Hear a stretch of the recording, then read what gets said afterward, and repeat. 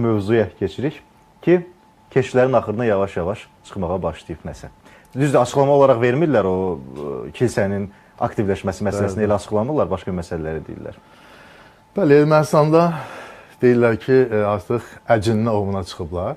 Sonra əcinlə ovu ifadəsini dəyişdirlər. Yox, bu əcinlə ümumi ifadədir. Biz artıq keşiş ovuna çıxmışıq. Kimi ifadələr səslənir. Bunu Ermənistan müxalifət mətbuatı yazırlar. Biz həm Ermənistan iqtidar, həm də müxalifət mətbuatını izləyirik, onların yanaşmalarını. Və əslində nə baş verməkdədir? Hər kəsə bəlli həqiqətdir ki, Ermənistanda kilsə bir siyasi ideoloji mərkəzdir. Bu funksiyanı həyata keçirir. Bugün Ermənistan dəyişməkdədir. Ermənistanda Paşinyan hakimiyyəti köhnə, tarixi Ermənistan konsepsiyasını imtina edib. O, tarixin zibilliyinə atılmış Miatsum konsepsiyasını imtina edib.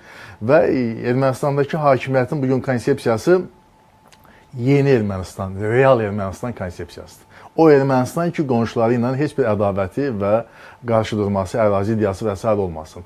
Bu yeni yanaşma, yeni konsepsiya və yeni deməli, inkişaf xətti. Amma Ermənistanda dediyim kimi siyasi ideoloji mərkəzi olan erməni kilsəsi, Katolikos isə tamamilə bunun əksinədir. Yəni, bugün Ermənistanda həm də bir ideoloji müharibə gedir. İdeoloji müharibə. Və həm də hesab edirəm ki, Paşinyan fərqindədir ki, qarşıdan 7 iyun parlament seçkiləri gəlir. Və parlament seçkilərində ona qarşı dayana biləcək potensial və real qüvvələri hesablayır. Onların başında ideoloji mərkəz olan kilsə dayanır, Katolikos, 2-ci Qaregen dayanır.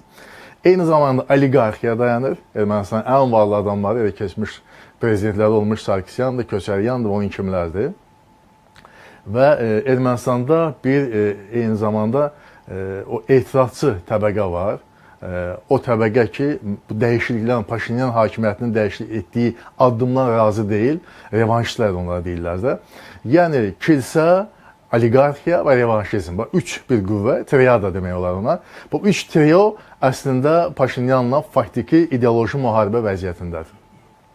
Kim kimi, necə deyərlər, bir müharibəsi getməkdədir. Və 7 iyunda isə bütün bu sualların cavabı tapılmalıdır.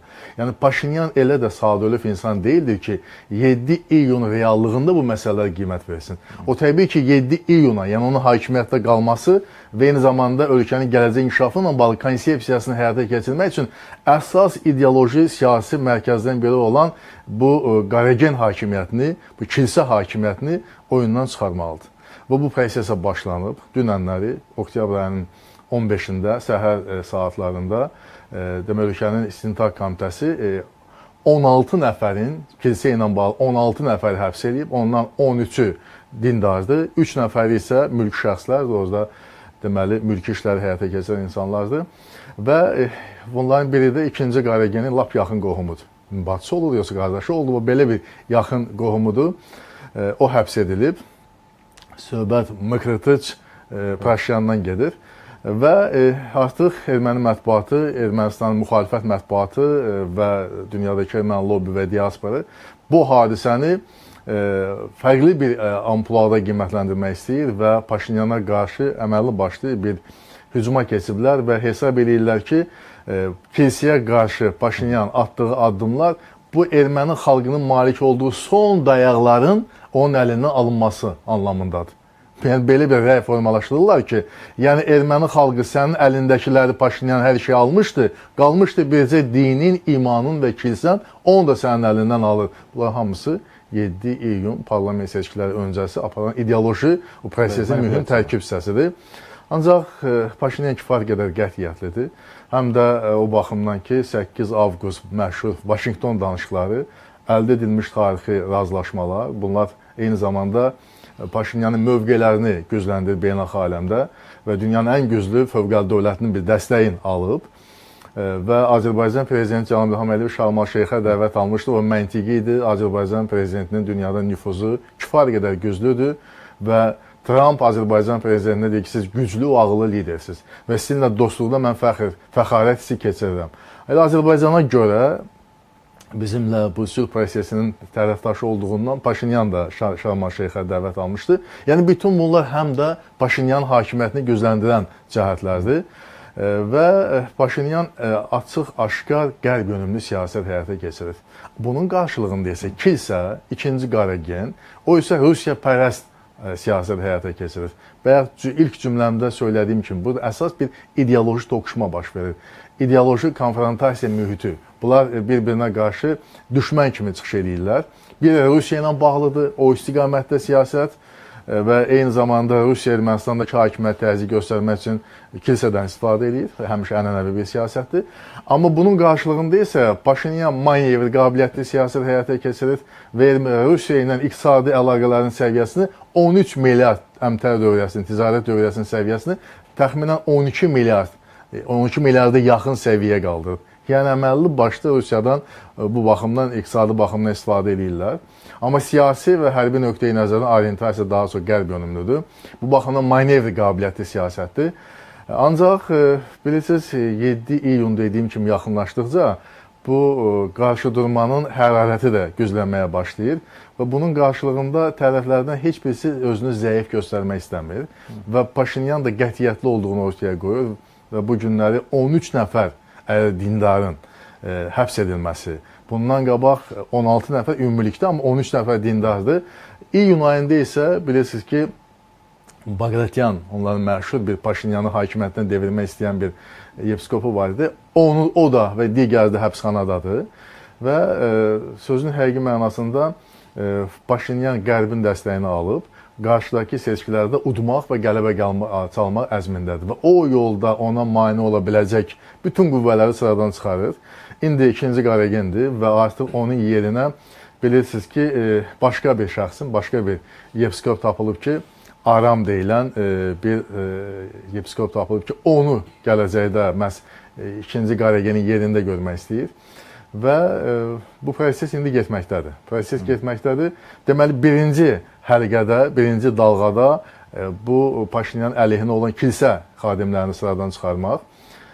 Aram Asateryan. Bax, Aram Asateryan gələcəkdə ikinci Qareginin yerini tutma əsas real namizəddir. Onun namizədliyini isə Paşinyan irəli sürür. Yəni, bu proses getməkdədir. Bunun dalıyca Karapetyanı gördüyünüzdə həbs edildi, əsas oliqarx.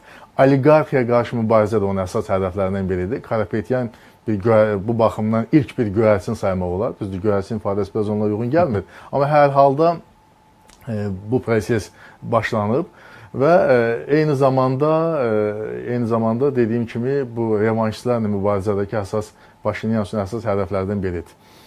Və qətiyyətli Paşinyan görünür, beynəlxalq aləmdə nüfuzu getdikcə artmaqdadır, sülhpərvər imicə malikdir və Paşinyanın ən böyük üstünlüyü ondadır ki, mən bunu həmişə söyləmişəm, Ermənistan siyasi elitasının bugün ən ağıllı adam Paşinyandır. O bugün onun atdığı addımlar qeyri-populist görünə bilər, amma gələcəkdə Ermənistan xalqı üçün, dövləti üçün çox faydalıdır. Çünki onun sülh çağırışları və sülh istiqamətində real addım atmaq istəyi nəticə etibarilə erməni xalqının güzaranında bir müddət sonra öz əksini tapacaq. Çünki iqtisadi əlaqələrimiz bərpa olunacaq, Ermənistan Türkiyə ilə sərhədlər açılacaq və bunun nəticəsində Eurostat statistik erməni hiss edəcək ki, onun güzaranı, həyat səviyyəsi Köçəryan və Sarkisyan dövründən xeyli yaxşılaşıb. Bu, biraz zaman alan məsələdir. Bir də ki, Paşinyanı gücləndirən ikinci amil onunla bağlıdır ki, erməni xalqı müharibəyə yox deyir. Erməni xalqı fərqindədir ki, qarşısında güclü Azərbaycan var.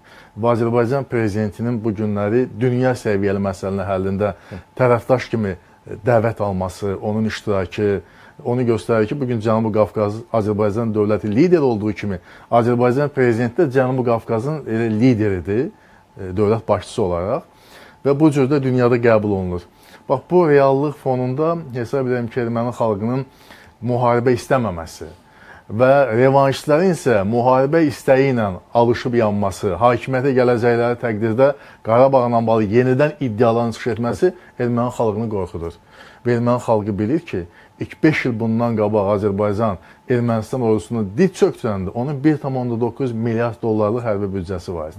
Bugün isə üstündən 5 il keçdikdən sonra bu gəlib 5 milyard dollara çatıb 5 milyard dollar və indi 2026-cı ilin büdcəsinin daha da artırılması gözlənilir. Bizim bugün 5 milyard dollar hərbi büdcəmiz var. Ermənistanda isə 1,7 milyard dollar. Yəni müqayisə eləyin də. Müqayisə ilə fərqi, yəni müharibə yolunu seçmək bu ağılsızlıqdır. Bu siyasi baxımdan da özünə suitsiddir, özünə qəsddir. Erməni xalqı da bunu çox gözəl dərk edir. Hətta ürəyində Paşinyana məhəbbəti olmayan bir erməni də Paşinyana səs vermək istəyəcək. Niyə? Çünki o, onun seçdiyi yol sülh yoludur. Amma onun əleyhinə səs vermək, müharibəyə səs verməkdir. Erməni xalqı üçün isə bu qətiyyən lazım deyil.